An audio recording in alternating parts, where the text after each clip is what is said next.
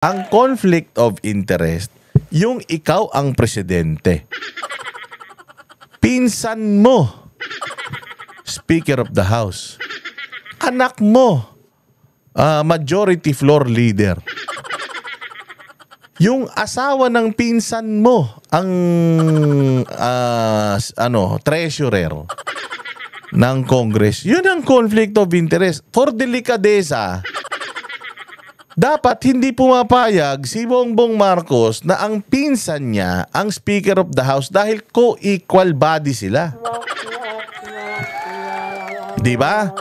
Kung delikadesa ang hinihingi ninyo, bakit si Marcoleta na ang layo-layo naman noong connection nila sa mga diskaya yung pinag-i-inhibit ninyo? Bakit hindi kayo nagsalita ng delikadesa doon sa mga congressman na iniimbestigahan nila yung korupsyon ng mga congressman mismo? Di ba? Bakit hindi ninyo sinisita na magkakamag-anak sila? Na nandiyan sila sa gobyerno na nagpapatakbo ng bayan nating Pilipinas. Bakit hindi mo sila hingan ng ganung delikadesa? Ba't hindi mo hingan ng delikadesa si Erwin Tulfo at saka si Rapi Tulfo, magkapatid, senador? 2 Bilyar, magkapatid. Yung 2 Estrada, magkapatid. Yung 2 Cayetano, magkapatid. Bakit hindi mo hinihingan ng delikadesa? Namimili kayo. Gusto nyong tirahin si Marcoleta sa delikadesa, pero wala din kayong delikadesa na sitahin yung may mga conflict of interest. Ba't hindi nyo sitahin yung delikadesa ni Remulla na nasa DOJ at saka ni Remulla na nasa DILG? Magkapatid. Conflict of interest pa din yan.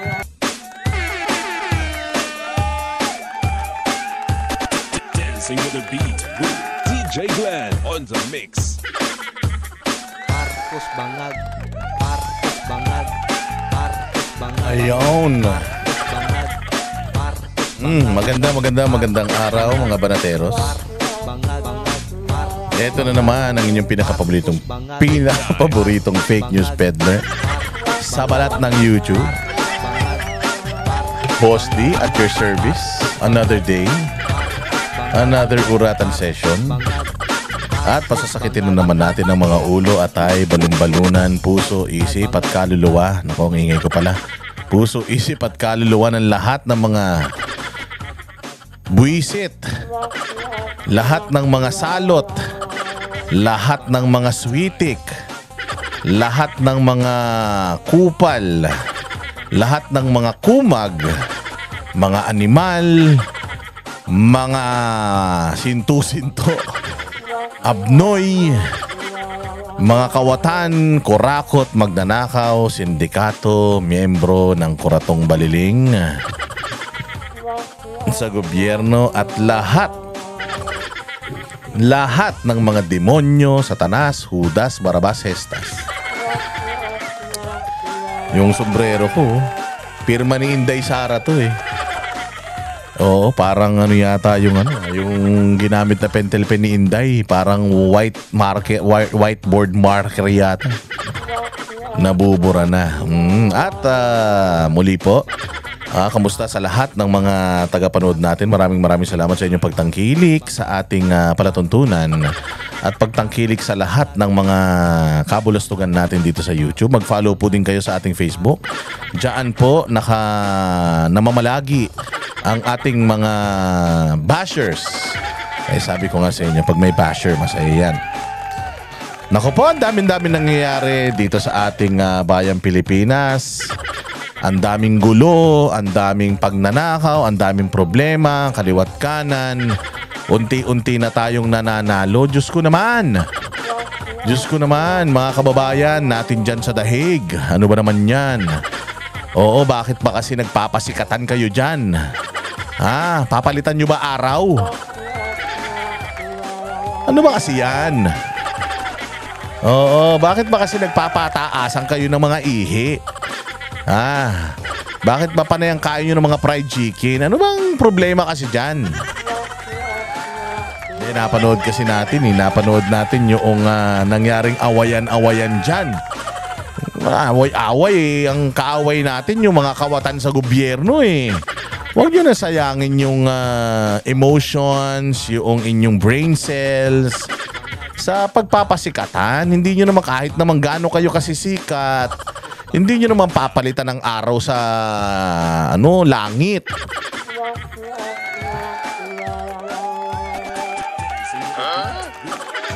Oo, ako din nagulat eh.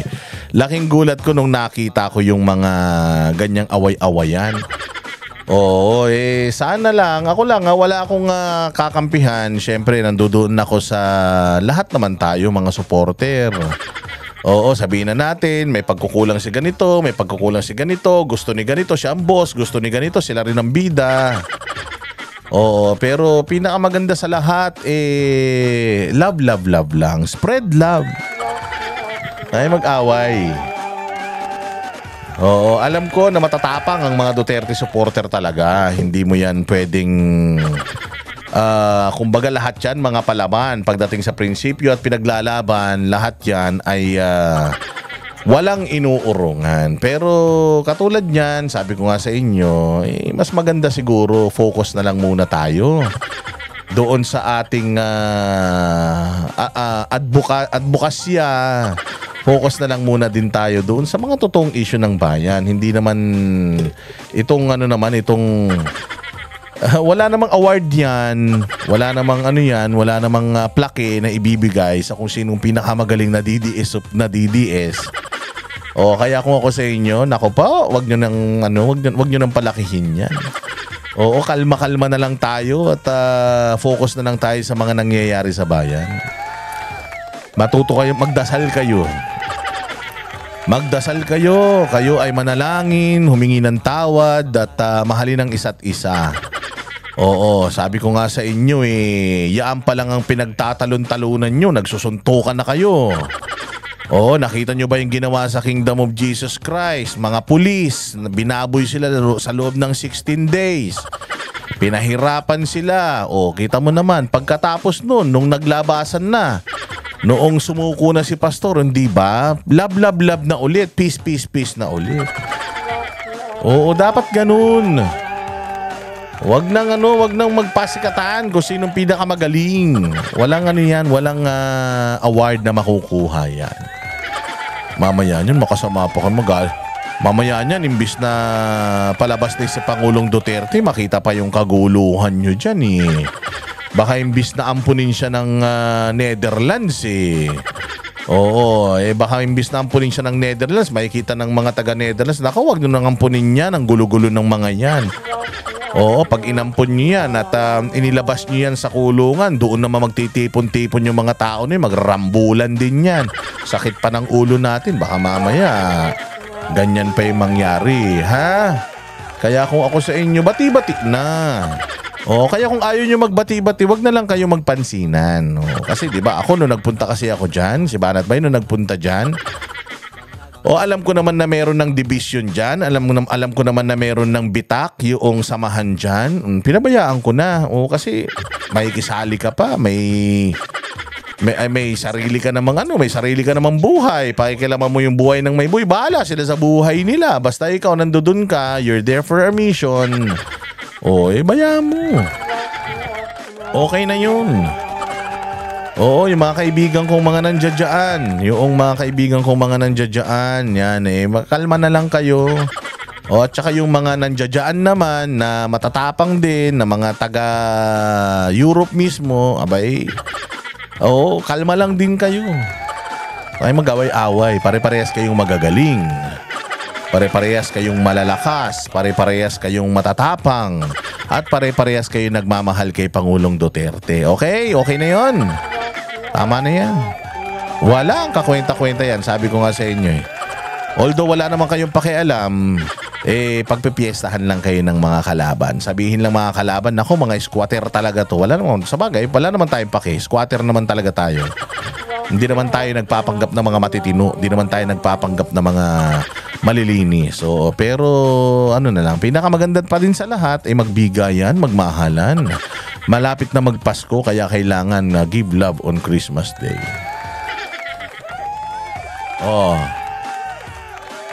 Okay, wag na mag-away-away ha. O basta ganito na lang ang gawin natin.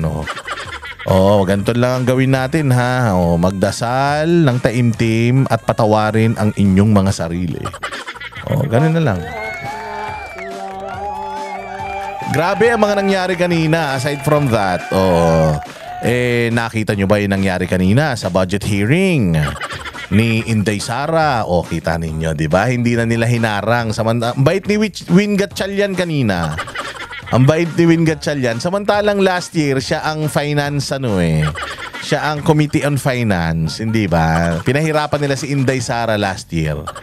Oo, pinabayaan nilang gisa-gisahin lang siya ni Rizon Tiveros. Si Rizon Tiveros ba't wala kanina? Oo, so nakita naman natin si Erwin Tulfo, mukhang bumabawi din sa kanyang bend the rules. Sinabi ni Erwin Tulfo na parang kung pwede yung nawalang 32 million, baka kung pwede ibalik na lang. Hindi ba ang babait ng mga senador? Tapos si Mig Zubiri naman. Let us accord the Office of the Vice President the interparliamentary courtesy. Di ba? Tapos I second the motion naman sila. Tapos si Jinggoy Estrada, ang sabi pa ni Jinggoy, total naman sinasabi ni Lacson na marami tayong insertion. Sige na, yung mga insertions ng Senado, ibigay na lang sa Office of the Vice President. Wala na. Sabi ko nga, di ba? Oo. So parang lumabas kasi 1% lang ang increase ng budget ni VP Sara na napakaliit daw. Bigay na lang daw lahat ng budget kay VP. Total marami naman daw natutulungan yung kanyang opisina. Yun naman pala marami naman pala natutulungan yung yung kanyang opisina. Bakit last year ginisa-gisa nyo? Pero thank you pa din sa Senado. Dahil si Inday Sara ay hindi nyo na masyadong pinahirapan. Although kaya naman niya kayong sagutin bawat isa kasi nga ang magnanakaw hindi naman takot yan Ang magnanakaw kahit tanong-tanongin mo si Inday Sara, kahit tanong-tanongin mo yung mga staff ni Inday Sara, kahit tanong-tanongin mo nasasagot naman lahat. 'Di ba? Kaya nga sabi ko nga wala na talaga. Wala na talaga itong mga kalaban natin. Nanalo na tayo mga bossing. At unti-unti na nanalo na tayo. Congratulations kay Zaldico Nag-resign na daw si Zaldico mga bossing. Nag-resign, bakit hindi na lang namatay? Bakit nag-resign pa? Nag-resign para hindi na siya mapatawag ng Kongreso. Kasi sinampahan siya ng ethics. So para hindi na siya mapatawag ng Kongreso, para hindi na siya ma-pressure umuwi, nag-resign na lang siya para hindi na siya imbestigahan ng Kongreso. So anong ibig sabihin nun? Pag nag-resign na siya, ganun na lang yun. Hindi ba? Sabi ko nga sa inyo, ang bilis yung nahanap si Alice Guo. Gumamit pa ng private jet si Abalos para lang maiuwi si Alice Guo dito sa Pilipinas. Nahanap din nila si Arnie Teves kahit na may ruling ang local court na hindi siya pwedeng i-extradite. At meron pa siyang pending motion. Naiuwi siya ng Pilipinas. Kinidnap din. Di ba? Ngayon, si Pangulong Duterte naman. Naipadala nila sa The Hague.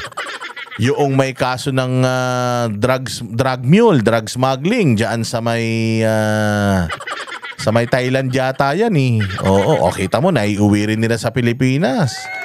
Pero itong si Zaldico, bakit hindi nila mapauwi? At bali-balitang yung mga assets ni Zaldico na fini-freeze nila, nakuha din niya. Anong klaseng yan? Anong klaseng gobyerno yan? Boying Rimulya. Ano pang ginagawa mo? Mag-statement ka na patungkol sa paghuli mo dyan kay Zaldico. Diba?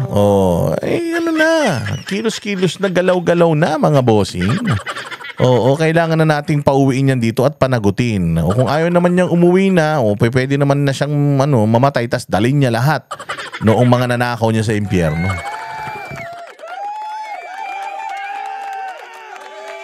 Oh, so kita ninyo di ba, the chain of events. Oh, ang daming mga magagandang nangyayari sa atin. Ang daming mga small winnings na pag inaccumulate mo, nakikita na natin, nagkakaroon tayo ng konting liwanag. Na sa susunod na taon, alam natin na wala nang impeachment kay Inday kasi hindi na magiging ng traction yan. At yung ombudsman bid ni Remulla baka mawala na din yan. Baka pati siya mismo mawala na din, 'di ba? Di mas maganda good riddance yan. So ang daming mga magagandang nangyayari, nabuksan na ang isip ng mga tao. Nakita na ng mga tao kung papaano sila ninanakawan ng mga politiko at kahit anong twist ng media, hindi na nasusway ang tao.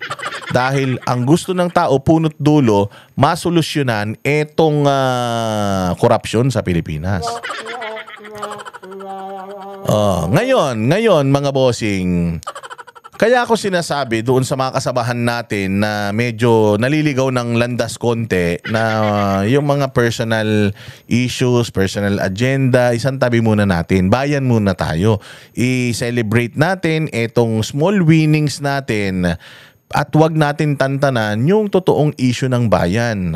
Iilan-ilan na nga lang tayo mahahati pa yung atensyon natin. Wag kayong magpapalin lang araw-araw na ginawa ng Diyos. Ito ang lagi nyong iisipin Sa tuwing gumigising kayo ng umaga, sa tuwing nahihirapan kayo sa pagko-commute, sa tuwing umuulan at nababasa ang inyong mga sapatos sa baha, sa tuwing kayo'y nagugutom, sa tuwing kayo'y naiisip kung saan nyo kukunin yung inyong pambayad ng kuryente, tubig, matrikula, baon, pagkain araw-araw, sa tuwing naghihirap kayo sa pang-araw-araw na paglaban natin sa buhay, lagi nyong tatandaan na sa kabila ng inyong paghihirap, merong anak ng congressman, putang ina ng mga yan, na masarap ang buhay. May isang kabit na panay ang shopping gamit ang pera ng taong bayan. Merong isang congressman na panay ang kubra sa mga kontrata. May mga senador na naglamalabis sa kapangyarihan at panay din ang pagnanakaw. Merong nasa Malacanang na kumukubra ng mali-malitang pera. Tandaan nyo, yung laman ng inyong mga pitaka, kung ubos na yan, lagi nyong iisipin na kaya ubos yan dahil may mga maletang pera kayong pinupuno para ibigay sa mga politiko nating mga hudas. Wag kayong makakalimot mga kababayan na sa lahat ng ating paghihirap ang merong kasalanan yung mga magnanakaw sa taong bayan. Lagi niyong tatandaan na dyan sa 46 na maleta na yan, meron kayong ambag dyan. Na sa 46 na maleta na yan, 3 tao yung maghahati-hati dyan. Oo, at sabay-sabay nating araw-araw isipin, i-motivate yung mga sarili natin. Oo, na itong mga hayop na mga magnanakaw na ito dapat hindi nawawala sa mga isip natin. Okay? Lagi niyong tatandaan yan. Wag niyong kalilimutan. Gagawin na po natin ito sa ating programa. Araw-araw, kada upload. Ipaaalala ko sa inyo na kaya mahirap kayo ngayon. Kaya nagdidildil kayo ng asin ngayon at kaya nababaha kayo ngayon. Dahil may binubuhay kayong mga putang inang congressman, mga putang inang mga senador at kanilang mga kabit at mga anak, pati mga anak sa labas, pati mga kapitbahay. O, tandaan nyo na binubuhay nyo sila. At wag na wag kayong papayag na makakatakas lang sila basta-basta. Sa tindi ng paghihirap nyo, wag kayong pumayag. Kalaban natin dito, hindi lang po yung mga magnanakaw na yan. Kalaban din natin una sa lahat yung mga komunista. Kalaban din natin yung mga mainstream media na mga fake news peddler.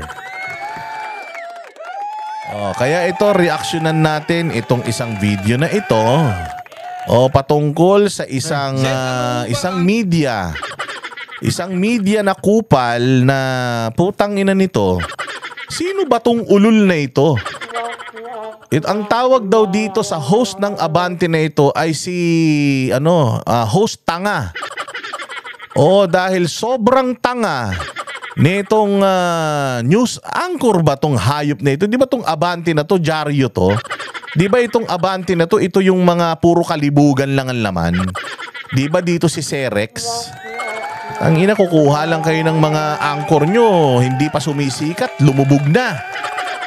Oo, kaya pala hindi na umunlad-unlad yung Abante na yan dahil puro tanga yung nandiyan dyan. Oh, ngayon kasi natawag na tanga itong si Tanga. Hindi ko nga alam pangalan ng putang ina nito. Hindi ko nga alam kung sino tong ulol na ito na nangangarap maging si Arnold Clavio. Di ba? Oh, nagtatanong siya. Nagtatanong siya sa isang senador, sa isang abogado, kung ano bang ibig sabihin noong posisyon ng asawa ni Rodante Marcoleta doon sa kumpanya na parang insurer. Insurer ng mga diskaya. So sabi ko ganito na kay Inday Sara 125 million pa ulit-ulit. Wala na silang ibang issue. Dito naman kay Rodante Marcoleta, pati ba naman yung posisyon ng asawa? Na independent, ibig sabihin walang koneksyon.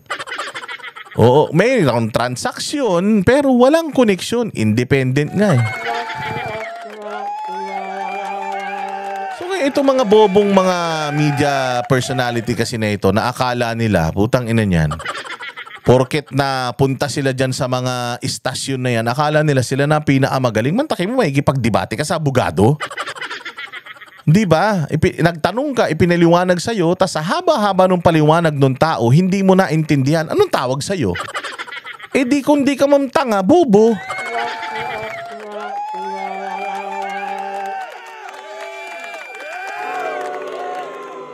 Oh, pakinggan natin ha. Oh, at ang tanong niya, ano hubang posisyon ng asawa nyo? Kasi nga, tinitira nila si Marcoleta na yung asawa daw may posisyon. Pero pinaliliwanag naman nila na walang koneksyon. Oo, kasi ang pinalalabas nila dito na si Marcoleta ay pinuprotektahan yung mga diskaya. Ang tanga nyo naman. Kung poprotektahan ni Marcoleta ang mga diskaya, sana hindi niya na pinatawag yan sa hearing. Nakita nyo ba si Saldico pinatatawag sa hearing? Lumabas na yung pangalan, hindi pinapatawag sa hearing. Kung pinoprotektahan nito ni Marcoleta yan, hindi niyan tinawag doon at pinabayaan niyang hiya-hiyain ni Jinggoy at saka nung mga senador itong mag-asawa na ito. Kung pinoprotektahan niya yan, di sana tinago niya. O kaya siya nag-abogado, ganyan. Oh, ano bang ginawa niya? Pinaamin niya ng pinamaamin na itong mga ito. Tapos, nung umamin na, alam niya na sila ang least guilty. Di ba? Pinaliliwanag nga natin. O, kung meron kayong 5, o, ikaw yung nasa baba, o, at meron pang nasa taas sa inyo. Yung nasa taas siya yung pinaka-mastermind. O, ikaw na nasa baba, least guilty ka. O, so kung ikaw yung second guilty, least guilty ka. Third, least guilty. Fourth, least guilty ka pa rin. Kasi ang sobrang guilty, yung ulo. O, di ba? So, alam niya na ang mga diskaya ay least guilty. Pero hindi sila pwedeng bigyan ng state na maging state witness. Kasi pag naging state witness ka, hindi ka na pwedeng idemanda. Hindi ganun. Humihingi lang itong mga diskaya ng proteksyon dahil maglalabas sila ng mga totoong istorya at may mga papangalanan sila. Kaya humihingi sila ng proteksyon kasi makapangyarihan itong mga papangalanan nila, baka ikamatay nila. Proteksyon palang hinihingi, proteksyon. So, pinoprotektahan mo yung mag-asawang diskaya para hindi sila mamatay. Kasi baka mamaya niyan bago sila makapag-tell all, pinatay na sila, di wala na tayong nalaman. Nandoon pa lang si Marcoleta, paanong pinoprotektahan yan? Paanong may conflict of interest? Di naman niya kaano-ano yan, hindi nga Iglesia ni Cristo yan. Sinisira kasi nila dito si Marcoleta. Oo, kasi nga alam nila na napakagaling nito ni Marcoleta at dahil doon sa unang 2 araw na hearing, 2 beses na hearing ni Marcoleta, ang dami ng mga lumabas na pangalan. O kaya itong mga lumabas na pangalan na ito, gagawin nilang lahat para mawala sa kanila yung focus ng tao. Anong gagawin nila? O edi magbabayad dyan ng mga media. Para una, hindi sila mabanggit. Pangalawa, madepensahan sila. Yan ang mga talagang kawatan. Di ba, pinangalanan dyan. Yung pinangalanan nila, yung Taide, yung Roman Romulo, at kung sino-sino pa. Pinangalanan din nila si Teodoro. Di ba? Si Marcy Teodoro, pinangalanan din nila. At kung sino-sino pang mga pinangalanan nila. Pero nakita mo ba na nire-report ng media? O hindi, di ba? O nakita mo sino ang binabanatan ng media? Ang binabanatan ng media nag-iimbestiga. Bakit hindi banatan ng media yung mga pinangalanan? Yun ang nagnakaw sa atin. Si Marcoleta nagnakaw ba sa atin? Meron bang flood control project si Marcoleta? Meron ba siyang dinispal kung pera sa bayang Pilipinas? Wala naman. O bakit ba't sinisiraan niyo si Marcoleta na nag-iimbestiga? Anong ibig sabihin nun? Gago tong mga mainstream media na to, lalo na tong bugok na ito. Naubos na yung buhok nito. Tangina, hindi pa sumisik. Sino ba tong ulol na to? Kinang-inan to.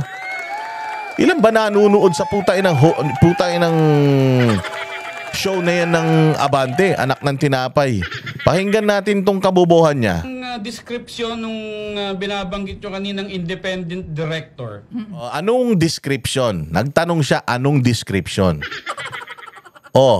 Anong description? Yun ang tanong. Sige, sasabihin ni Marcoleta, anong description? Hindi rin nyo alam.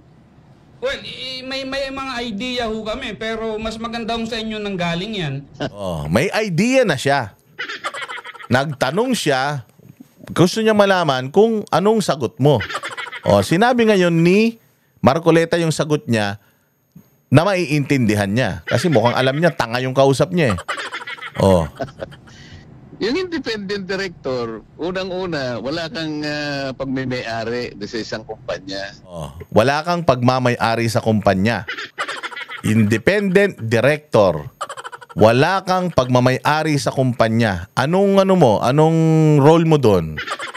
Para ka lang consultant. Consultant ka, pwedeng pakinggan ka nila, pwedeng hindi. Wala kang shares. Di ba? Wala kang koneksyon. Independent ka. Kumbaga, nasa labas ka. Ikaw yung check and balance. Parang ganun. Ano pa? Dapat ganun. Pangalawa, wala kang kinalaman sa management. Wala kang kinalaman sa management. Independent nga eh. Ano pa yung pangatlo? Kailangan wala kang relasyon by consanguinity, second degree civil affinity sa mga shareholders. Ang linaw. Ang linaw nung sinabi consanguinity, consanguinity. Pinaliwanag na ng maayos, wala kang relasyon. Pinaliwanag na kung ano yung ibig sabihin. Opo. Kaya dapat independent ka. Ang tungkulin mo lang kung sakaling may kakayahan kang mag-advise sa good governance, ma-protection ng mga minority shareholders. Ito kasi ang hinihingi ng Insurance Code of the Philippines. Nagkataon na siguro gusto nilang ganun ang maging kalagayan ng asawa ko. Hinirang nila ng ganun. So pumayag naman. Anong masama doon? Ngayon, ang insurance company, lahat naman nagko-cover ng kahit anong mga kumpanya sa lahat ng mga industriya, lahat ng sektor ng ating ekonomiya. Pati sa transportation. Lahat. Bakit naman gagawa ng usap ang asawa ko? So yung mga independent consultants for check and balances, for good governance at para maprotektahan yung mga shareholders, nagbibigay siya ng advice. Asawa ito ni Marcoleta. Kung halimbawa ba, yung asawa ni Marcoleta, isa sa mga may-ari ng Pure Gold, kung saan namili itong mga diskaya ng maraming corn beef. Conflict of interest na ba yun? Putang ina nyo. Mga gago kayo. Ang conflict of interest, yung ikaw ang presidente. Pinsan mo, Speaker of the House. anak mo, majority floor leader. Yung asawa ng pinsan mo, ang treasurer ng Congress. Yun ang conflict of interest. For delikadesa, dapat hindi pumapayag si Bongbong Marcos na ang pinsan niya ang Speaker of the House dahil co-equal body sila. Di ba?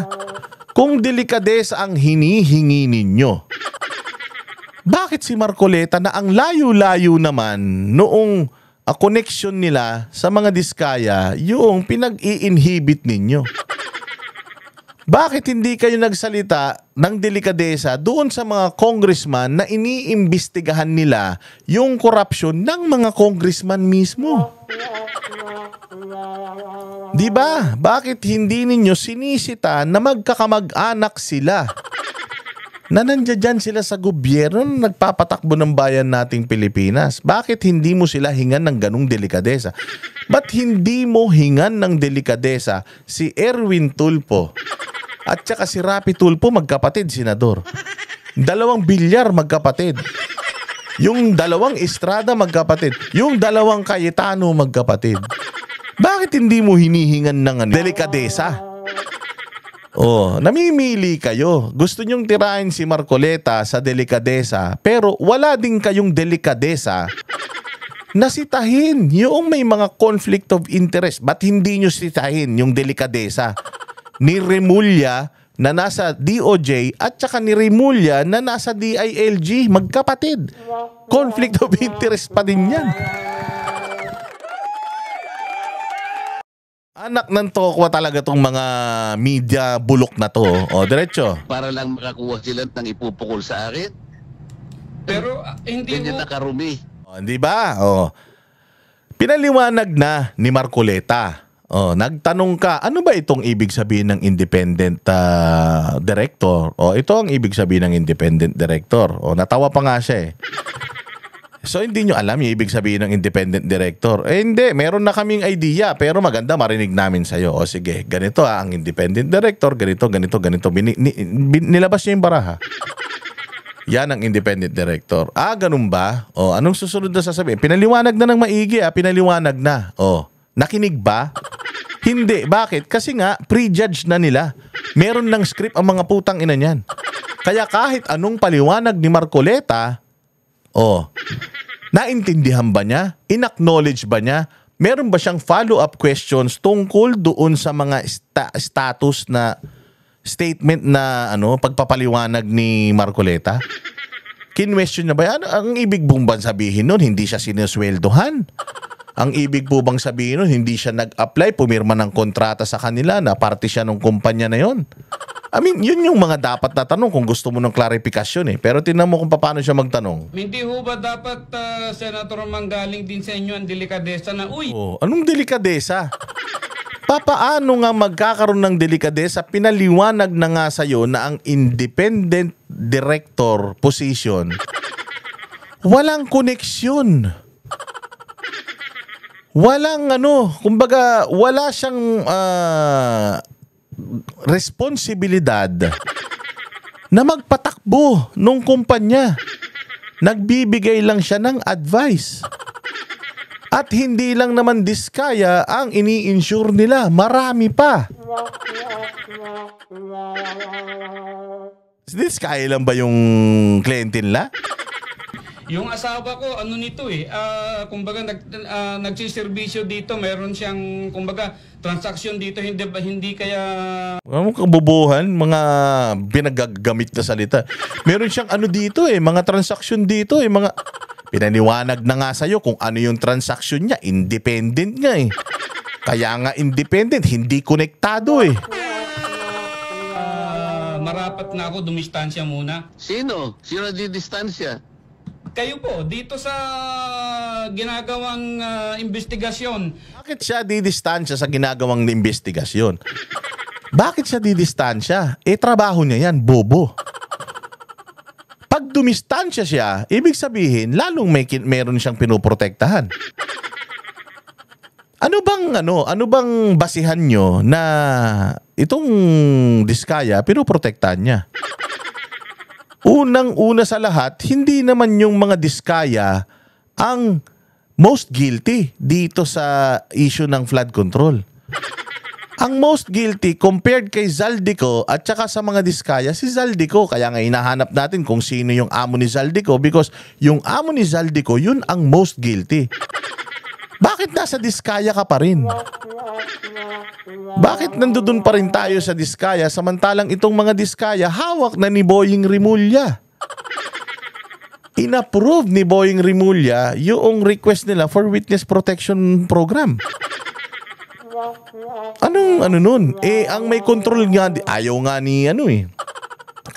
ni Boying na kunin sa WPP yan eh. So bakit siya hihinto sa pag-iimbestiga para mahuli kung sino yung mga kawatan sa pamahalaan? Meron pong conflict of interest, alam nyo kung saan? Kay Lacson. At saka dito, or merong delikadesa na issue kay Lacson at saka kay Soto. Bakit? Kasi taga-ano sila taga-administrasyon sila. Tapos yung pinipili lang nila yung gusto nilang pakinggan na testigo.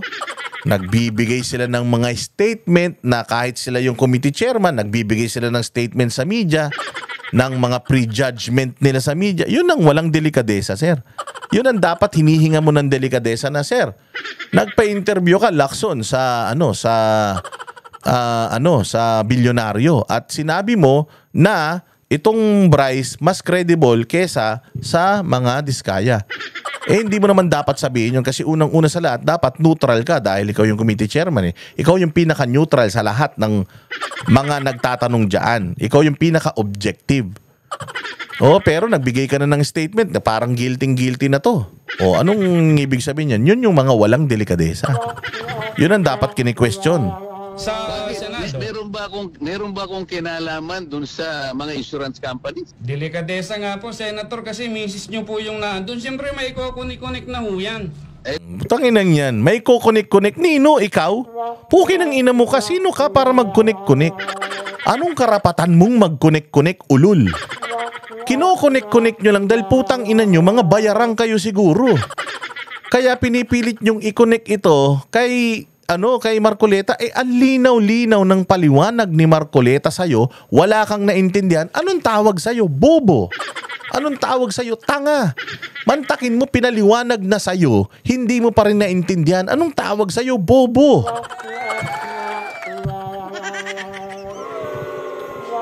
Ilan tong mga to, hilig-hilig nyong magmidya-midyahan eh, tapos tatanga-tanga naman kayo. Hindi nga kayo kilala ng mga midya-midyahan, baka medyas lang kayo eh. Makikipagdebate ka sa isang senador, abogado, sino ka ba? Ano ba tinapos mo? Ano bang kakayanan mo? Nakahawa ka lang ng mikropono, kala mo kung sino ka nang napakagaling. Nagre-rating ba kayo? Ito naman kasi si Marcoleta, pa-interview ng pa-interview kahit sa mga tanga eh. Kung ganyan kayong mag-conclude, independent nga eh. Kaya tinatanong ko nga sa inyo kanina eh, kung naiintindihan ninyo eh. Kaya nga po nagtatanong din kami, delikadesa din ho yung binabanggit namin dito. Hindi Wala na ho ba pinag-uusapan tayong ng ganun? delikadesa dahil wala akong connection doon. Ang asawa ko, independent. Yun nga po, asawa niyo yun eh. Nga bobo talagang putang ina, no?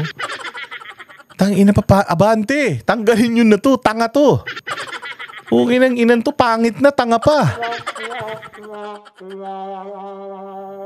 Asawa mo yun. Ano nga kung asawa ko yun? Pinaliliwanag ko na nga sa'yo na walang koneksyon yung asawa ko dyan sa insurance na yan. Independent nga eh. Kung wala siyang koneksyon, di lalong wala akong koneksyon, tanga ka. At saka buti ang conflict of interest kung ang abogado ng asawa ko or ang abogado ng mga Diskaya, yung asawa ko, tapos ako ang nag-iimbestiga. Okay nang ina nyo mga gunggong. Yun ang delikadesa. Kailangan, teka, abogado niyo yung asawa ko, tapos ako mag-iimbestiga. For delikadesa, aalis ako. Alam mo, kailangan ng delikadesa lumaya? Si Bongbong, si Romualdez, si Zaldico, kahit papano may delikadesa, umalis. Di ba? Dahil na yung pangalan niya nababanggit na, anong ginawa ni Zaldico? Umalis. Bakit? Delikadesa at saka ayaw umuwi ng Pilipinas. Si Romualdez mali-maliit ang pera. Si Bongbong pumirma dun sa GAA na blanco. May delikadesa. Kinwestiyon mo yung delikadesa niya. Hindi mo kini-question yung delikadesa ni Bongbong Marcos na nagbuo siya ng independent commission na mag-iimbestiga. Ay, ang iimbestigahan sila. Yun ang kailangan ng delikadesa. Tanga. Tangina ka. Basta maipilit mo lang. Magkano ba? Magkano ba kasi, sir? Para umiyak ka ng ganyan. Nakikipagdebate ka pa sa akin eh. Akala ko ba magtatanong ka lang. Nagtatanong din po kami, pero ipo-point out ko rin po yung Kapag argumento sinasabi namin mo kasing dito. delikadesa, parang may connection ako eh. Wala nga eh. Naintindihan mo yun? Sige sir, salamat. O, diba? Hindi mo na kaya. Sinasabi mo por delikadesa magbitaw ako, sinasabi ko nga sa'yo na wala nga kaming connection, so walang delikadesang pinag-uusapan dito, sir. Simple.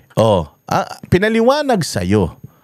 Binanggit sa'yo lahat kung bakit wala siyang connection. Tapos, ang sagot mo, por delikadesa, wala ngang connection. Ano ngang delikadesa? Miski ako, baka hindi lang tangang tatawag ko sa'yo eh. Ito lang po. Tanga. Tanga. Inabot ko pa yun, Sen. Oo, inabot mo talaga. Inabot ka ng tanga. Bugok ka eh. Tapos ngayon natawag ka na tanga, magrarant ka. Gagamitin mo yung mikropono mo, yung programa mo, para banatan si Rodante Marcoleta na wala siyang kwentang mambabatas dahil tinawag kang tanga. Yun nga yung pinakamagandang ginawa niya sa buhay niya eh. Yung tawagin kang tanga. Tanga. Ang ginanto iyakin, tinawag ka lang tanga, iiyak ka na. Makikipag-debate ka, tas pag tinawag kang tanga, iiyak ka. Gusto mo sumikat, di ba? O yan, sikat ka na. Tanga ka. Kaya hindi ka na makakalimutan ng taong bayan, ikaw yung reporter na tanga. Tinawag mo kami ritong tanga. Hindi kayo, ikaw lang. Ikaw lang ang tinawag na tanga. Huwag mo idama yung mga kasama mo. Hindi, ikaw lang hindi nakakaintindi. Huwag ka na maghanap ng damay. Ikaw lang yung tanga. O diba, ano yan? Yan ba yung mambabatas na ibinubo nyo? Hindi nga niya masagot yung word na delikadesa eh. Tanga. Tanga ka talaga. Sinagot na nga niya bobo. Sinagot niya na hindi issue dito ang delikadesa dahil walang koneksyon. Tapos hindi mo maintindihan anong tawag sa'yo. Di tanga. Tangina mo, tanga. Bugok. Ano to? Ano to? Ikaw nga gulat na gulat kami kung sino ka eh. Hindi ka nga namin kilala eh. Pasalamat ka nga, tinawag ka ni Rodante Marcoleta na tanga kasi kung hindi ka namin, kung hindi ka niya tinawag na tanga, hindi ka sana sumikat. Kaya sumikat ka sa pagiging tanga mo. Problema mo yan. Saan pupulutin ang ating bayan, ang ating gobyerno kung meron tayong mambabatas na ganito? Na tinawag kang tanga? Gago, hindi malulugi ang Pilipinas kung tinawag kang tanga. Wala kang ambag.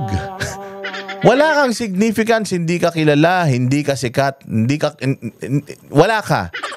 You do not exist. Si Marcoleta, marami pang mga gagawin na batas yan. At sigurado ako, maganda yung mga batas na gagawin yan. Ikaw natanga ka, habang buhay ka na natanga. Nandiyan ka sa abante. Dyaryo, tapos bibidyo-bidyo. Ano yan? Diba? Buhok pa lamang hindi na natin maipakita yung totoo. Ay sus, titingnan mo yung buhok. Puta, wala ka rin buhok. Wala ka nang buhok wala ka pang kilay. So ngayon, dahil na-insulto ka, kaya iniinsulto mo si Rodante Marcoleta. Alam naman namin na pilukay yung buhok niyan pero binoto pa rin namin. Pero ikaw, kompleto nga yung buhok mo pero putang ina, hindi ka naman namin kilala. Anak ng tinapay ka. Tapos gusto mo magalit ang taong bayan dahil sa pagtawag sa yung tanga, gago. Ginawa mo yun sa sarili mo eh. Naging naging bias ka eh. Dapat ka media nasa gitna eh. Hindi ba? Ang media nagtatanong, nag-i-interview.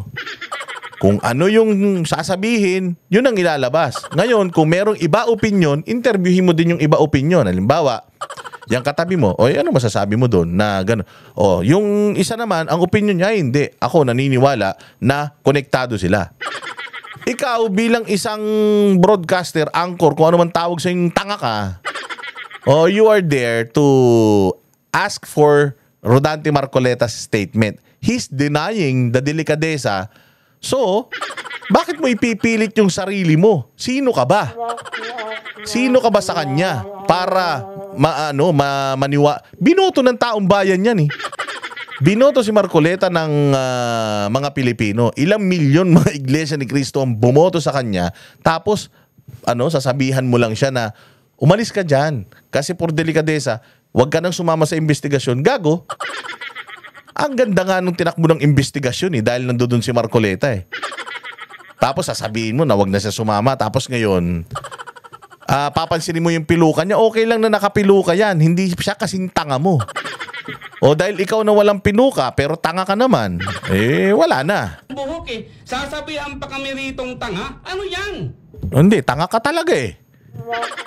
Anong iniiyak mo? Ikaw nga, sinasabihan mo siyang walang delikadesa eh. Umiyak ba siya? Tinawag ka niyang tanga, di tawagin mo na siyang tanga. Ang ina mo, iyaking ka. Pasok-pasok ka sa profesyon na yan, tapos ataking ka sa puso. Pakyo ka. Ulul. Tangina nyo, hindi nyo kayang sirain si Marcoleta. Oo, hindi yan takot kahit kanino. Tangina, hindi nga takot kay Romualdez, sa'yo pa. Oh, nagulat ka, no? Oh, ano? Oh, nagulat ka, no? Oh, anong hay nako? Di ba abogado to? Abogado nga eh. Kaya nga pinapaliwanag sa'yo. Ikaw, hindi ka abogado eh. Pinapaliwanag sa'yo ng isang abogado, hindi ka naniwala. Anong tawag sa'yo? Tanga! Utangin na ka, dapat sa'yo nasa sardinas. Nasa lata ng sardinas dahil tanga ka. O diba? Asal ba ng matinong abogado yan? Oo, asal yun naman sinong abogado, lalo na kung tangang katulad mo. Yung dumidibate sa kanya, tanga ka eh. Anong magagawa mo? Oh, napahiya ka no? Nagulat ka no? Anong oh my God? Anong oh my God? Magbabalik tayo. Magbabalik muna tayo. Nagbalik na lang kayo. Putangin nyo, pare-parehas kayo laos. 3 itlog kayo dyan sa programa nyo. Putangin nyo, kahit maglakad kayo sa kalsada, hindi kayo kilala. Maniwala kayo. Mga ulul. Yan ang dapat sa inyo. Gusto nyo sumikat. Ayan na. Sumikat na kayo. Okay na? Sige, ito. Pakinggan naman natin. Napakaganda nitong banat ni ni Senator Chis Escudero. Pakinggan ninyo ang banat niya kay Romualdez. Mahaba-haba ito pero maganda yung mga bibitawan niya rito. Kaya pakikinggan natin sabay-sabay. Majority Floor Leader, I rise to make a brief manifestation in response to the events of recent days. Ginoong Pangulo, meron po tayong kasabihan sa wikang Pilipino. Kapag nagturo ka ng daliri sa iba, may 3 daliri na nakaturo palagi pabalik sa'yo. Nakita nyo yung turo? Yun nga yung sinasabi ko eh. Actually, pag tumuro ka ito, merong 3 daliri. 1, 2, 3 na nakaturo sa'yo pabalik. Kung mahilig kang magturo, ibig sabihin, ikaw yung kawatan. Kapag may umutot at ikaw yung unang nag-react, ikaw yung umutot. Kadalasan ganyan. Diretso. Nakarang linggo, malinaw na nililihis ang galit ng taong bayan tungkol sa mga ghost at substandard flood control projects mula sa mga totoong may kasalanan patungo sa Senado at sa ilang mga miyembro nito. Tila pilit na ginagawang panakipbutas, ika nga at fall guy, at diversyon ang mga senador palayo sa Kamara at sa mga tunay na may sala. Klarong-klaro po ang script nito. Ipitin ang 3 dating DPWH officials, pakantahin sa kanila, mema banggit lang na senador, habang pinagtatakpan ang mga congressman na tunay nakasabwat nila sa mga lugar na ginagalawan nila. Simple ang patunay dito. Kapanipaniwala ba na wala silang kinausap na kahit isang congressman nakaupo na totoong may hawak ng mga distrito sa lugar na ginalawan nila sa hinaba-haba ng testimonya nila dito o sa Kamara? Banggit sila ng banggit, name drop sila ng name drop ng pangalan ng senador. Maski na klaro naman kung inyong papakinggan na wala silang masabing direktang nakausap o binigyan ng anuman.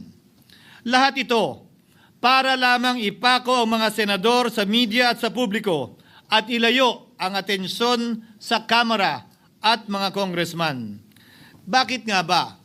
Dahil tila mas malaking isda, ika nga, mas mataas, mas kilala ang mga senador kumpara sa congressman? Umaasa sila na maiibsan ang galit ng tao sa kanilang mga anomalya ukol sa flood control at tuluyan na silang makakatakas mula sa anumang pananagutan. Isang tao lamang, Ginoong Pangulo, ang nasa likod ng script at sarswelang ito. Siya ang dahilan ng kaguluhan, pagkakaaway-away, pagkakawatak-watak na ngayon yumayanig sa ating bayan, maprotektahan lamang ang sarili niya. Ang pangalan niya ay matagal nang bulong-bulungan sa bawat sulok ng bansa, pero ngayon, unti-unti nang sinisigaw ng taong bayan.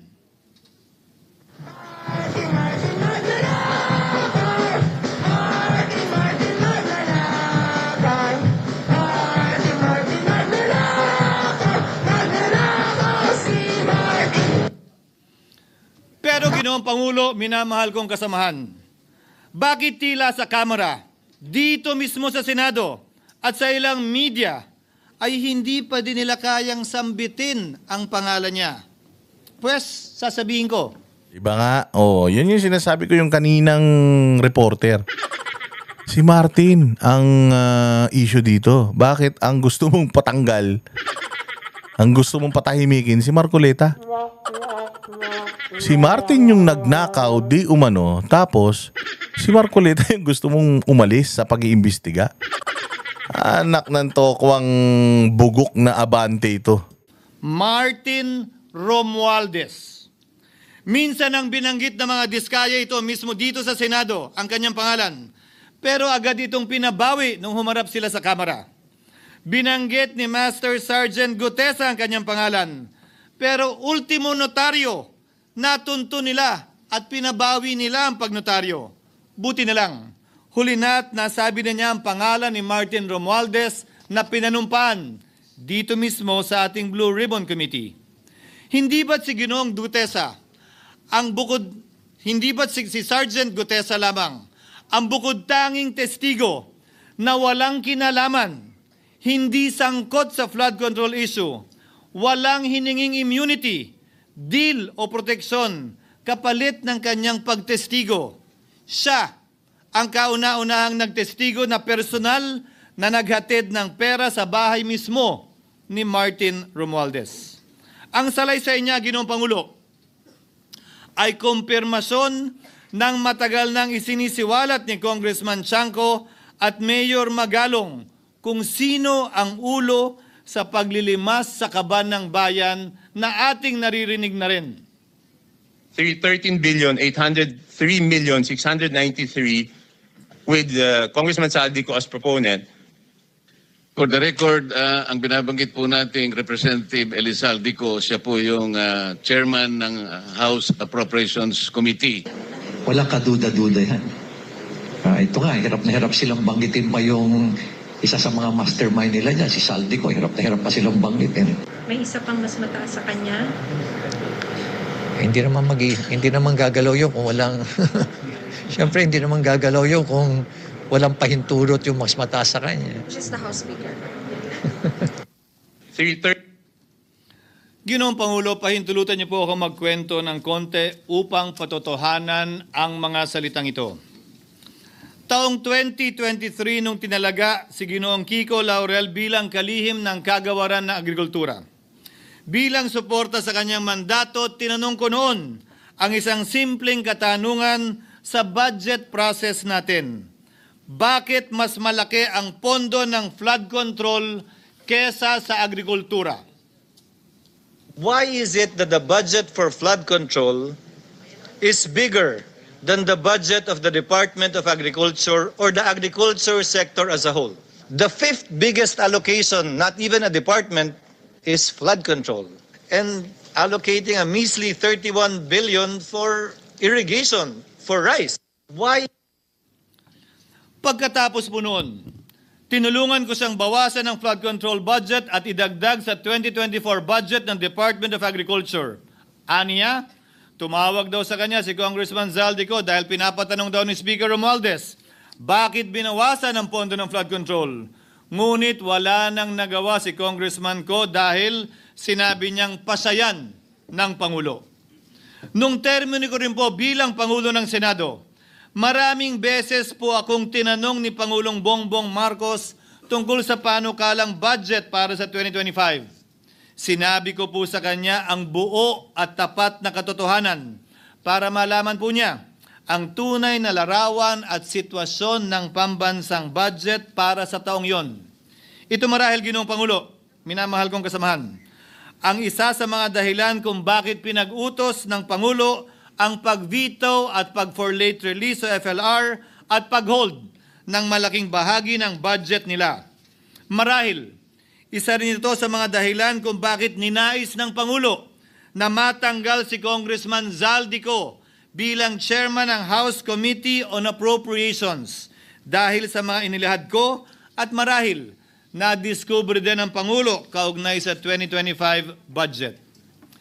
Hindi malayo, Ginoong Pangulo, na naganap din ang mga ito noong 2023, 2024 at mga nauna pang budget kung saan napakaraming ghost at substandard projects ayon kay Secretary Vince Dizon at ayon mismo sa talumpati ng ating kasamahan na si Senator Ping Lacson.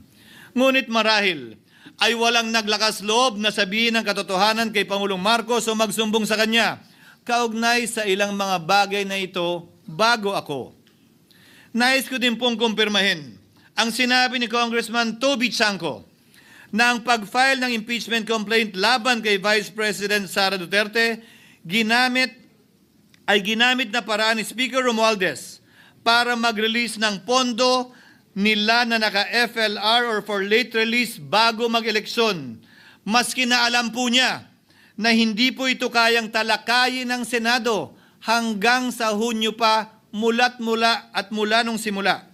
Ulitin ko, ginamit ni Martin Romualdez ang FLR at ang pangalan ng Pangulong Marcos upang itulak ang kanilang unconstitutional na impeachment complaint. Sabi nila, pumirma kayo dahil kung hindi lalabas ang pondo nyo na naka-FLR bago mag-eleksyon. Subalit, Ginoong Pangulo, hindi ito umubra. Hindi ito umubra dahil tinanggihan ito ni PBBM. Sinabi niyang walang ganyang uri ng usapan at sinabi niyang hindi niya gagawin yon. Kaya't hanggang ngayon, nananatili pa rin for late release ang mga questionableng pondo nila. And that is why, Mr. President, distinguished colleagues, at the height of the impeachment controversy and amidst the passion of some sectors to remove the Vice President at all costs, I urged prudence and level-headedness because I knew that greed and not accountability was the reason behind it. In the end, Mr. President, the Supreme Court vindicated us. The Supreme Court vindicated us by saying, among others, quote, "There is a right way to do the right thing at the right time. This is what the rule of just law means." Close quotations. Ginoong Pangulo, sinisi po sa akin ni Speaker Romualdez ang pagkakatanggal kay Congressman Zaldico. Sinisi po niya sa akin ang pag-FLR or for late release ng kanilang mga proyekto. Sinisi po niya sa akin ang pagkakadismiss ng impeachment complaint laban kay VP Sara na nakikita niyang makakatunggali niya sa susunod na halalan. Sinisi din niya po sa akin ang pagkakasira ng kanilang maitim na balakin sa 2025 budget na nagawa nila ng walang balakid na mga nagdaang taon. Ginoong Pangulo, naging tapat ako at ginawa ko lamang ang aking tungkulin. Kung ano ang tingin kong tama at nararapat para sa bansa at sa sambayanan. Subalit, sa kabila po nito, nagsimula na ang lahat ng bira, paninira at kaso laban sa akin at sa Senado. At ang nasa likod ng lahat ng ito, walang iba kung hindi si Martin Romualdez. Ika nga ni Mayor Magalong na ngayon lamang nakita ko sinisiraan na rin ngayon. Bakit ko ba nilabanan at binisto sila Speaker Romualdez mula noon hanggang ngayon kung kasabwat at kasapakat lang din nila ako? Hindi ko po gagawin yun. Sa ng tennis court, ang nasabing gusali sinimulang pinatayo noong ika-6 ng Oktubre taong 2022 at ang kontraktor, ang St. Gerard Construction na pagmamayari ng mga diskaya na nasangkot ngayon sa mga maanumalyang flood control projects. Dahil dito, kwenasyon ng ilan ang pagiging special advisor ni Mayor Benjamin Magalong sa ICI. Lalabanan ko ba yung ang lalakas na yan, sila Speaker? Lalabanan ko ba yung mga mayayaman na yan? Kung ako'y bulok, I fought for what is right.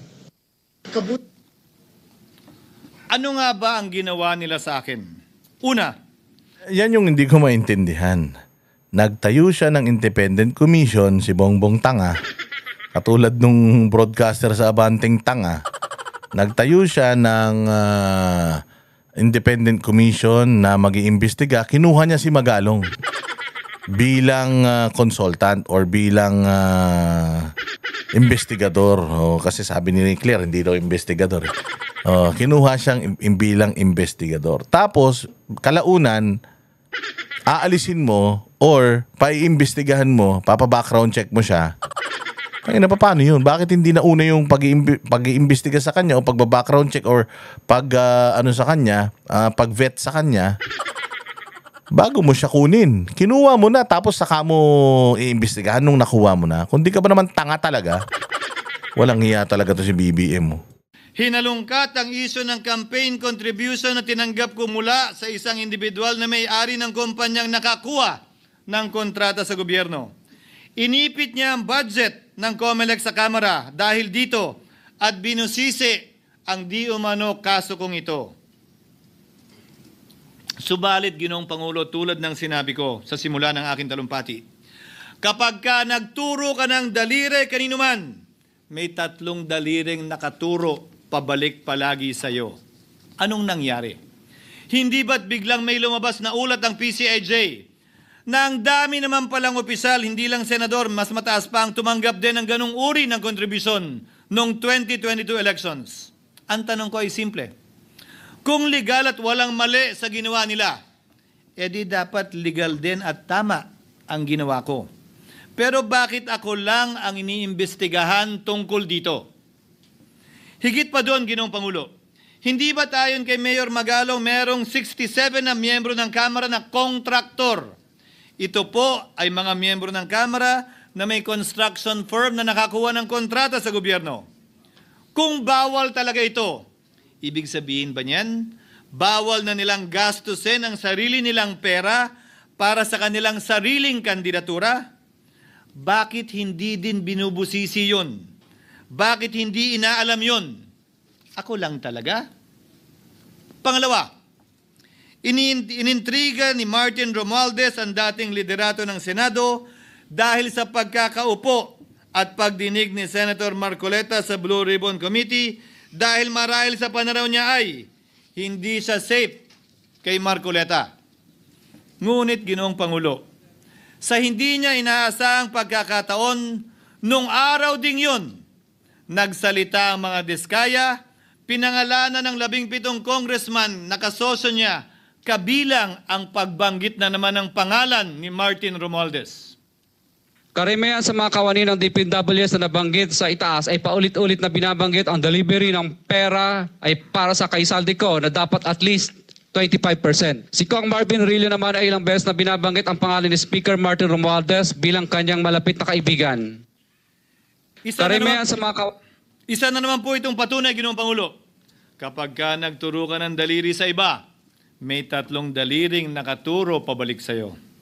Pangatlo, sa pagdinig ng Blue Ribbon Committee kung saan niname drop ako ni Yusek Bernardo, Bagaman inamin niyang personal na mismo na hindi niya rekta kung nakausap o binigyan ng anuman. Bigla namang tumestigo si retired Master Sergeant Gutesa at muling pinangalanan si Martin Romualdez na hinahatiran daw niya ng pera sa mismong bahay nito. Ang bawat malita ay may lamang humigit kumulang 48 million pesos. Kalimitang dinadala sa bahay ni Congressman Saldico, ibababa lamang namin ay 35 maleta para i-deliver sa bahay ni House Speaker Martin Romualdez. Gamit ang script niya sa pagturo sa akin, ayan na naman. May 3 daliring nakaturo palagi pabalik sa kanya tuwing ginagawa niya yan. Ulitin ko po for the record, Ginoong Pangulo, ang sinabi ni retired Master Sergeant Gutesa. 35 maleta ng pera na naglalaman na mahigit kumulang 48 milyong piso bawat isa o kulang-kulang 1.7 billion pesos sa isang delivery.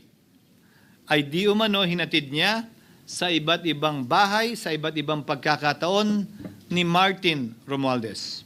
Subalit, sa kabila ng lahat ng ito, hindi ba nakapagtataka bakit hindi sinasama si Martin Romualdez sa anumang investigasyon?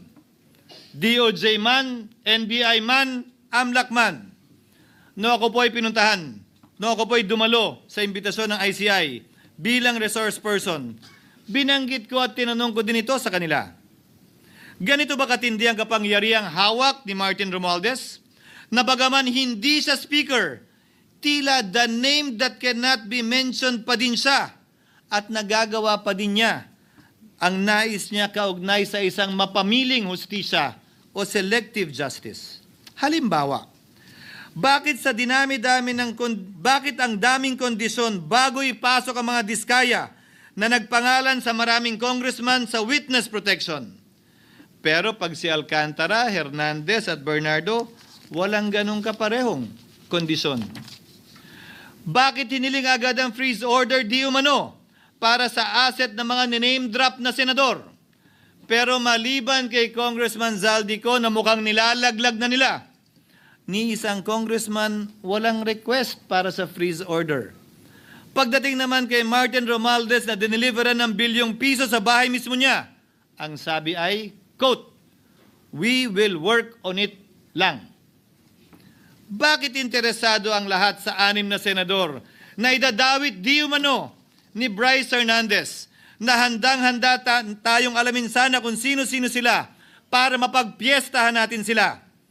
Pero nung sinabi ni Bryce na hindi pala senador, kung hindi kongresista lamang ang papangalanan niya, aba, biglang naglaho ng parang bula ang atensyon.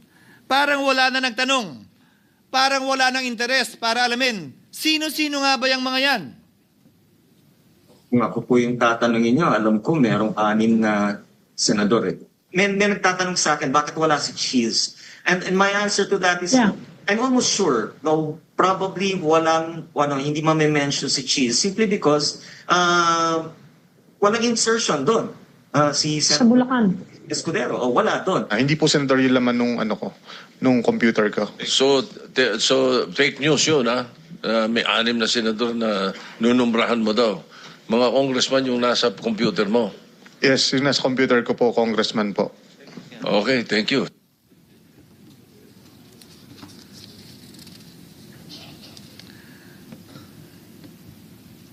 Nagkataon lang ba, Ginoong Pangulo, na ang mga nakaupong senador na dinidiinan sa ngayon ay ang dating Pangulo, dating pro tem, dating punong mayoriya ng Senado, na lahat nagkataon din lang ba na bumoto kontra sa depektibong impeachment ni Vice President Duterte o talagang tinumbok lang kami? In other words, Mr. President, are we truly for transparency and accountability, or are we merely offering a politically convenient sacrificial lamb in an attempt to appease the rage of the people? What is painful, Mr. President, is that along the way, reputations have been disparaged and tarnished. Innocent persons have been implicated, and the Senate is slowly but surely being destroyed. Nagkataon lang po ba na ang lahat ng ito o ito'y sumusunod sa isang script, direksyon at basbas ni Martin Romualdez? Sa kanyang script na naglalayong ilihis ang galit ng bayan mula sa kanya at sa mga kasabwat niya at ituro ito sa Senado at mga senador. Ginoong Pangulo, ang script at sarswelang ito ay di uubra dahil napakalayo po nito sa katotohanan. Napakasama sa panlasa at tinitiyak ko sa inyo, hindi po ito matatanggap at lulunukin ng sambayanang Pilipino. I've been in public service for 27 years. I've never been accused nor charged with corruption. This is the sterling record which they are trying to tear down, and I tell you, they will not succeed. I will defend myself, Mr. President, against these malicious and false allegations. In fact, I have already filed and will be filing necessary and appropriate charges against my accusers and prove them wrong. And with the help of the Almighty, I will be vindicated and declared innocent, I am sure. Kaya ko po ipagtanggol ang sarili ko, Ginoong Pangulo. Ngunit, Ginoong Pangulo, sino po ang nagtatanggol sa ating institusyon? Kaya't ang aking tanging hiling po sana sa inyo, Ginoong Pangulo, at sa ating mga kasamahan sa Senado. Labanan po ninyo at huwag niyong pahintulutang ang mapamiling hustisya na lantarang nangyayari sa harap natin ngayon. For what is happening now is selective justice and mob justice. Members of the Senate have been thrown off a cliff before the court of public opinion in an attempt to mollify the people's rage, thereby covering up the real perpetrators and giving them a chance to get away. Mr. President, I will not allow justice to be weaponized against the innocent to protect the guilty. Because this corrodes the legitimacy of the law before our people's eyes. Wala pong naniniwala. Bagkos lahat nagtatanong, bakit walang congressman na kasama sa investigasyon? But what about the other congressmen in Bulacan? Why haven't they been questioned? Called out, yeah. You think that they do not know what's going on? Ginoong Pangulo, mga minamahal kong kasamaan, huwag po tayong sumunod sa script ni Martin Romualdez. Labanan po natin ang script na ito. Pasagutin at imbestigahan lahat ng niname drop at nabanggit, congressman man, senador man at iba pang opisyal, at dapat kasama dito si Martin Romualdez. Ginoong Pangulo, hindi ba natin nakikita na pilit tayong pinag-aaway-away? Mayaman, mamamayan laban sa lingkod bayan, lokal laban sa nasyonal na opisyal, congressman laban sa kapwa congressman, at ngayon, senador laban sa kapwa senador, pamilya laban sa pamilya, Pilipino laban sa kapwa Pilipino. Nakita niyo yung punto ni ni Chis Escudero. Di ba sinabi ko sa inyo, na yung mga NPA ganyan, sa ganyan sila magaling.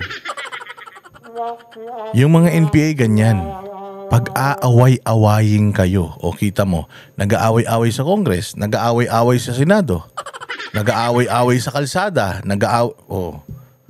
di ba bumalik na mga komunista? Ganyan ang style ng komunista. O sino lahat ang tinuturong may kinalaman dyan? Ano pa? So ngayon, kilala nyo na kung sinong pumalit kay Joe Masison. Divide and conquer. Pag-away-awayin, guluhin ng bayang Pilipinas. So nagtatagumpay sila? Oo, kaya kailangan lumaban tayo. Lalaban tayo mula dito sa mga galawang komunista. Galawang galawang makakaliwa na to, mga bossing. Ginoong Pangulo, tandaan po natin, mas madaling manipulahin at ang nag-aaway at nagkakawatak-watak na bansa. At ito ang eksaktong gusto nilang mangyari. Ito, sa aking paniniwala, ay bahagi pa din ng script at sarswela na nais palaganapin ni Martin Romualdez upang lituhin, guluhin, linlangin at sirain ang ating lipunan at bansa para lamang huwag siyang mabisto. Sana ay huwag nating payagang mangyari ito.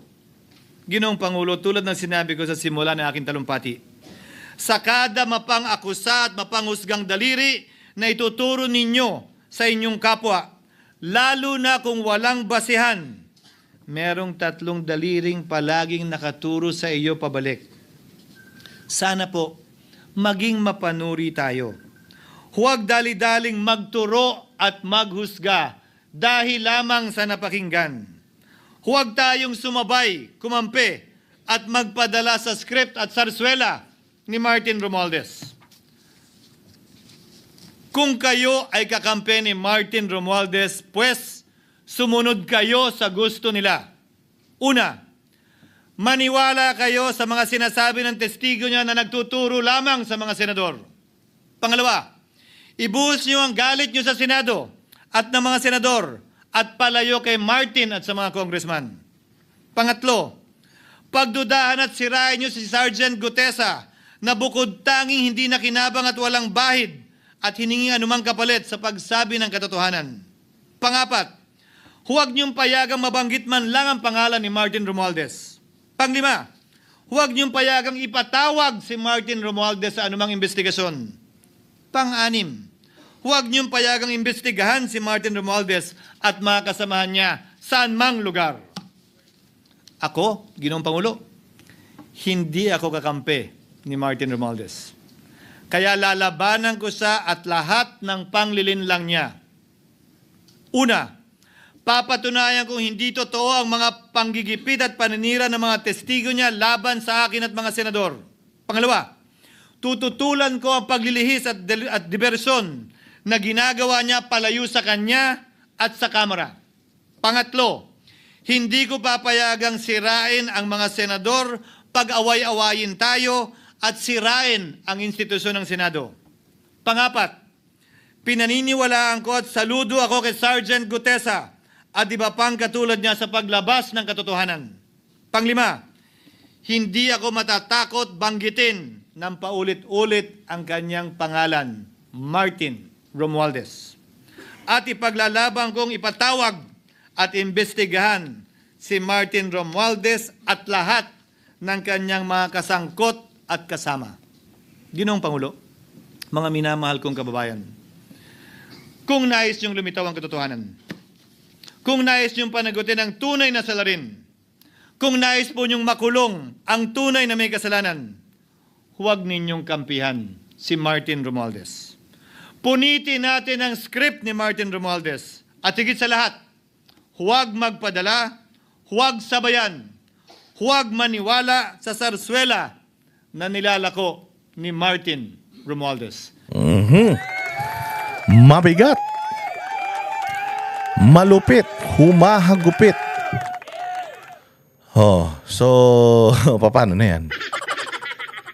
Marami ngayon lumalabas na at dire-diretso na yung paglabas ng pangalan ni Martin Romualdez. At kung noon hindi pumapalag yung mga tao, kung noon ay binubuli lang niya yung mga kapwa niya, mga mambabatas, this time someone better than him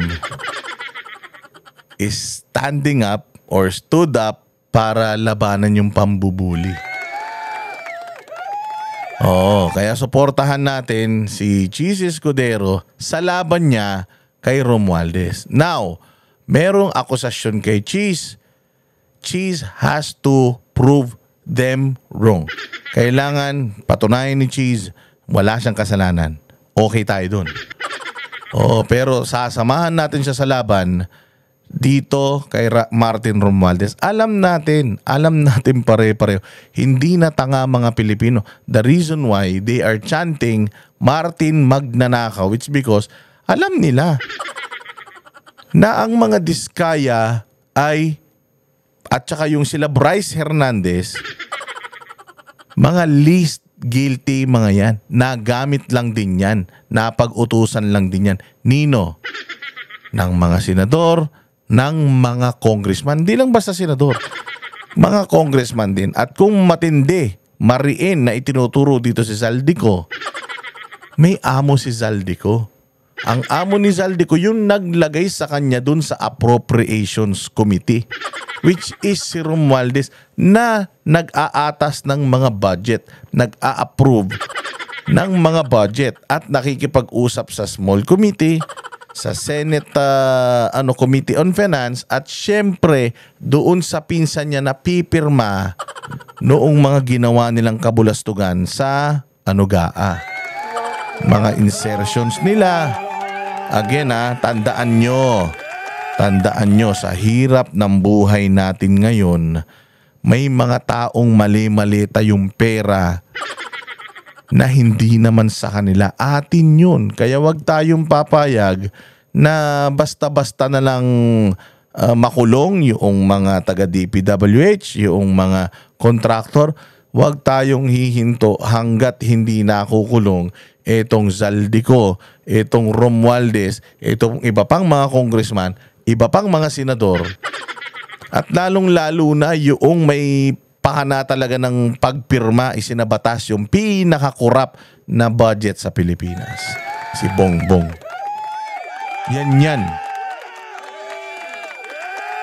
Yan mga bossing. Oo, kaya nako po, magano kayo mag-ingat kayong maigi. Oo, mag-ingat kayong maigi rito.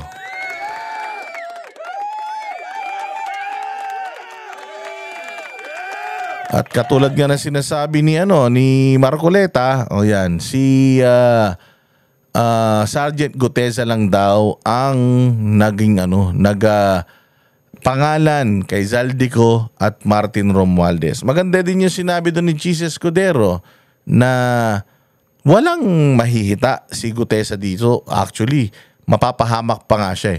Pero binanggit niya yung mga pangalan na yan dahil may personal na knowledge siya doon. Siya mismo yung nag-deliver ng mga pera na yun. Alam kung kanino galing yung mga pera na yun. Alam kung saan dinideliver. Alam kung para kanino. Alam kung magkano. So, yung si Orly, ang pinakamatapang talaga sa lahat dahil sa laki ng mga ninakaw nito, napakadaling ipapatay niyan ni Orly. Kaya wag tayong papayag. Wag tayong hihinto. Dire-diretso lang, laban lang, palag lang. Mga kababayan, lagi niyong iisipin, again, sa paghihirap ninyo, may mga numanakaw pa ng pera ninyo at ibinibigay lang pangluho ng mga anak, mga asawa, kabit, mga kaibigan, pang happy-happy. Wala silang respeto sa inyo. Maraming salamat mga bossing. Kita-kita po tayo ulit sa susunod na vlog. Kami ang boses ng masa, hindi natatakot. Katotohanan lang, di kami nalulunod. Walang bahid ng sismis, lahat ay totoo. Kahit sino ka pa, pag mali ka babanatan ka.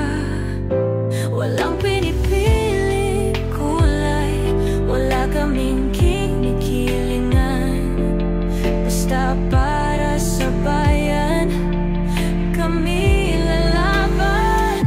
Pag tama palakpakan, pag mali banatan. Di matitinag, di matatakot, para sa bayan tuloy ang sigaw. Sa harap ng kamera, walang halong takot. Mga baluktot, lahat kayo'y tutumba.